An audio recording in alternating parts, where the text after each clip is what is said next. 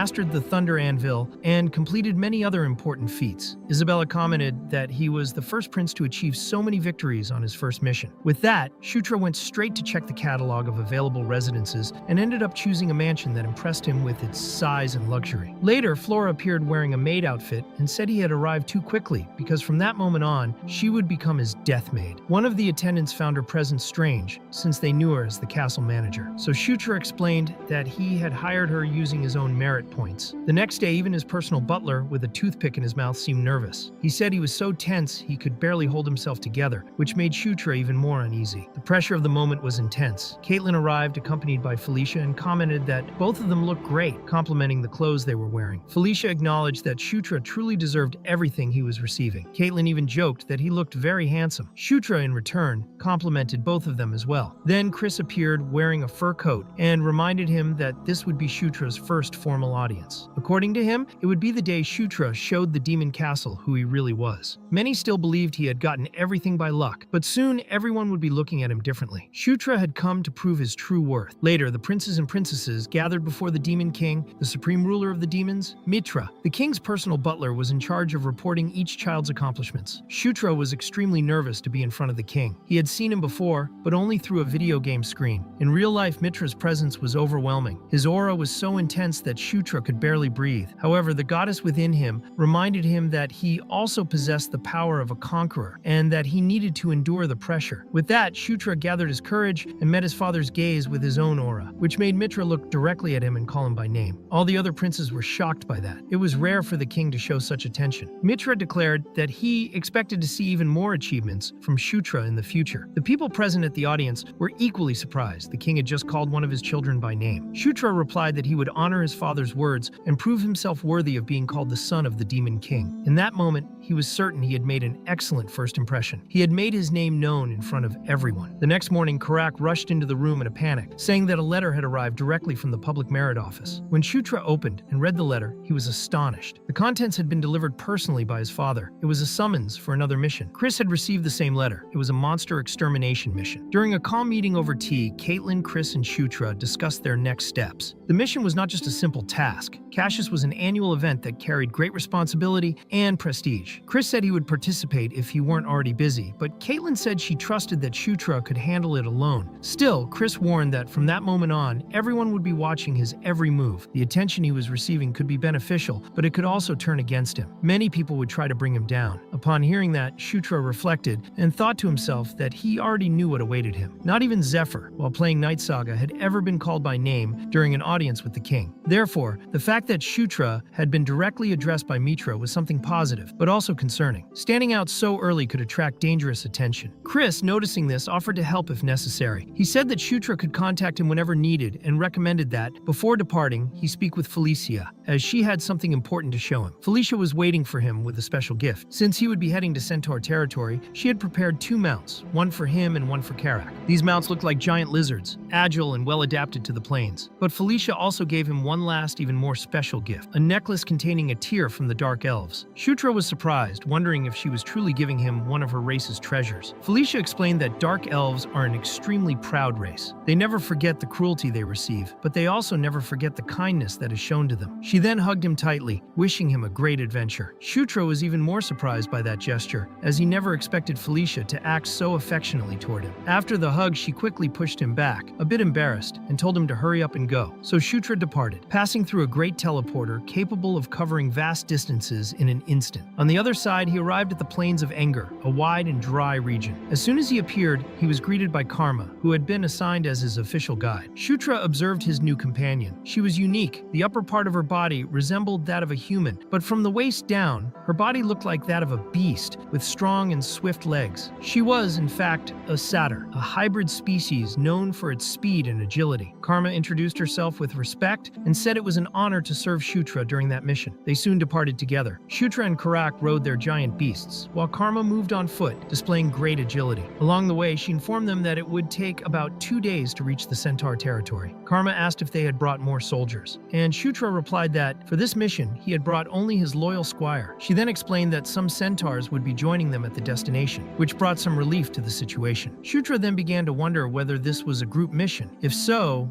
The real challenge would be the weapons used. If they were riding mounts, the best option would be the use of spears. He was reflecting on this when, suddenly, loud noises began to echo across the desert, and tremors started to shake the sand. Frightened but determined, Karma swiftly moved forward to investigate the source of the sounds. Using her speed, she ran toward one of the great canyons in the region. There, she came upon a chaotic scene. A horde of creatures called Cassius was chasing a centaur, who seemed on the verge of being captured and devoured by the wild beasts. That was when Shutra jumped into action. Mounted on his beast, he arrived with force, throwing the first of the Cassius wolves far away. It was as if he were saying that he was already prepared, and that this was his welcoming committee. To Shutra, none of that mattered. Wielding his weapon, Earthquake, he thought that this situation might actually be useful to test his own strength. The terrified centaur asked if he was the prince sent for the mission, but Shutra had no time to answer. The giant black wolves of the Cassius race were already charging at him like true demons. He already knew exactly who the alpha of that pack was. As the monsters advanced, Karma approached, worried, wanting to know if he was all right. One of the attendants asked him not to go alone, saying it was too dangerous. Even so, Shutra confidently affirmed that everything was under control and that he could handle it. Without hesitation, he urged his mount forward and charged at the alpha of the pack. Using Earthquake, he activated the beast's explosive punch and struck the alpha wolf head-on with such devastating force that the creature's body simply exploded. Its limbs were thrown in every direction,